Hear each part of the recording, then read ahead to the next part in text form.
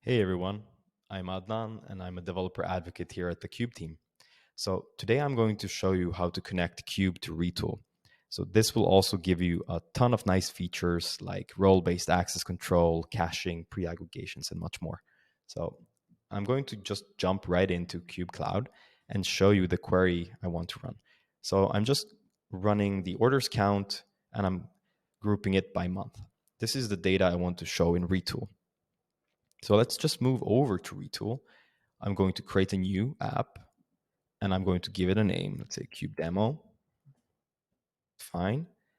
Create the app. And then the first thing we need to do is to add a resource. So I'm going to go ahead and in the resource section here, create a new resource. Make sure to select the REST API. And this is where I need to add the REST API endpoint from Cube Cloud.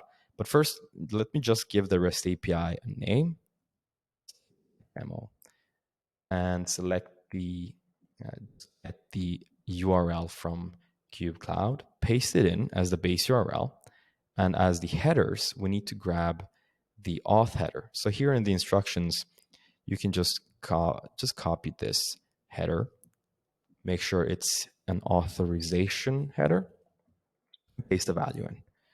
This is everything we need for the REST API. So we can go ahead and create the resource. And now once the resource is created, just make sure to select the run query automatically when inputs change. Now let's go and add a query. So first you need to add the load endpoint. Make sure that it's set to a post request. Again, make sure that the query runs automatically when inputs change. And you also need to add the body, so the JSON query.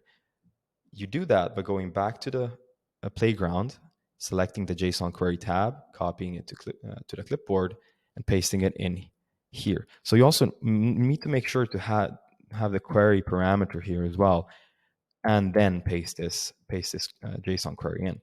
You can go ahead and save and run this, and we see that it ran successfully. Perfect. We can also give it a name, let's say orders by month, so we know exactly what this does. Awesome. Now, once the resource is done, we can close this section up and add in a table, but also let's add in a chart as well. Perfect. So we're going to go ahead and select the same data for both the table and the chart. So it has to be orders by month, data, dot data. And here again, dot data. Now, what needs to happen is that we need to make sure that this chart has the x-axis values to be set to orders created at, and then keep the group by empty. And that's it. You're now loading data from Cube into Retool, and it just works. This is going to get a query cache by default, but if you want to continue by adding more features like role-based access or pre-aggregations, you can just check those guides in our documentation, and it's going to be super simple, trust me. And that's it for today. Stay tuned for the next one. Bye.